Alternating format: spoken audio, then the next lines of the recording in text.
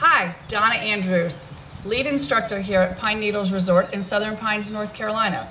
Many of you know me from my days on the LPGA Tour, but I've been here teaching for over 5 years now and find that I really have a love of teaching the game of golf to everyone, both beginners and tour players. Today, I want to focus on the fundamentals of golf. We all know that the basic fundamentals are so important. The 15 years I played on tour, my coach was always working with me on my grip, my posture, my alignment. And today, I'm going to help you improve your posture and improve your golf swing. Improving your posture in your golf game can help you accomplish many things. It will certainly help your balance in your golf swing. It will help your tempo and your rhythm. It will also put you in a better position to make the proper shoulder turn. And that's what we're really going to focus on today.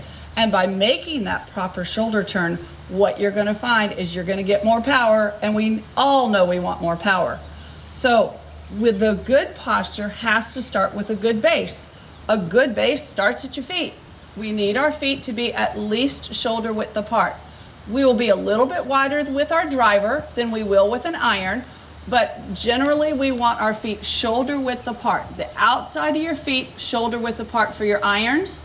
When you get to your driver, it's okay to have the inside of your feet shoulder width apart. That's a good solid foundation for building your good posture on. We want a slight knee flex. We don't want a lot of knee flex because that puts our weight too much on our heels.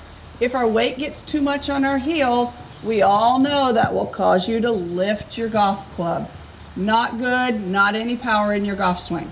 So we want a slight knee flex, and we want to create a bend from our hips. So many golfers suffer from back pain, and that's because we don't bend properly from our hips. God gave us a nice ball and socket joint here. So we want to learn to shift our hips backwards, bending from our hips. Our buttocks goes out, our upper body comes forward. The mistakes we generally see are folks that rather than keeping their back straight when they bend from their hips, they let their back round and put pressure on their spine, or they let their shoulders round forward. All of this creates pressure on our spine, creates back pain that none of us want to live with in our golf games. So learn to bend from your hips, knee flex. We want some knee flex. Too much knee flex, a good rule is look for your shins. If you can see your shins when you've bent over, then you don't have too much knee flex and you have the proper amount of bend that we want from our hips.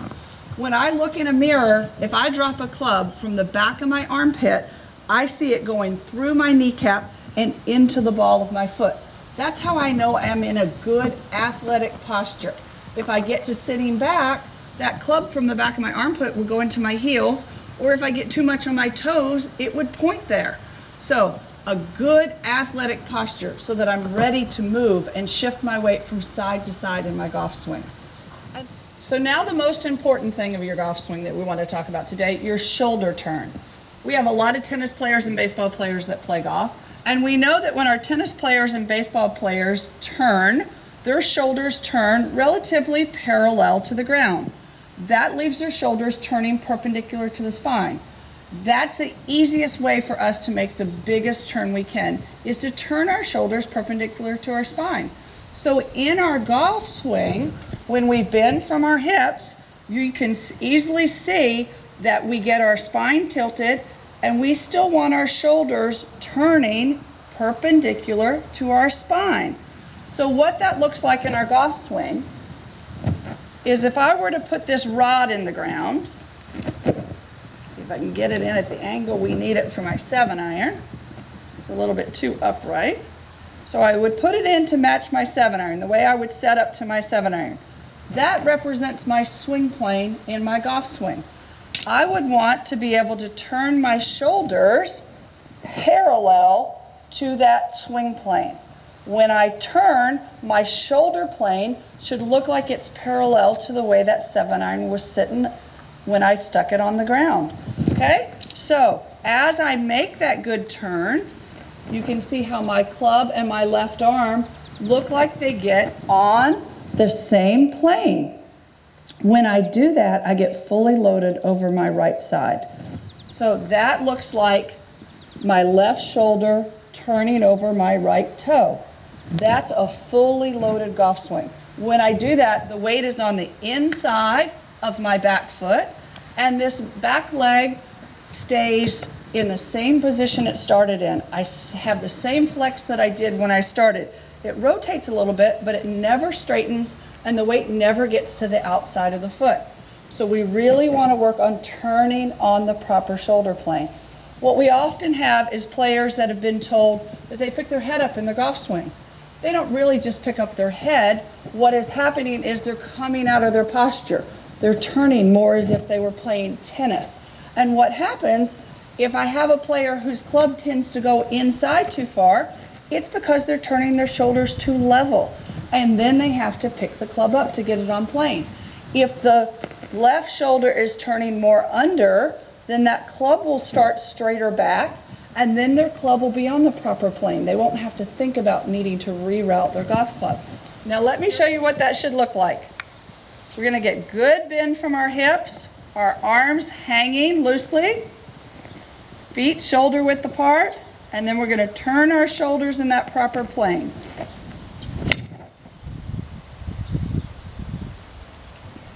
That allows you to finish in good balance. Let me show you what it looks like from this side. We talked about those shoulders turning. That left shoulder gets turned over my right toe. So I bend from my hips, feet shoulder width apart, good turn.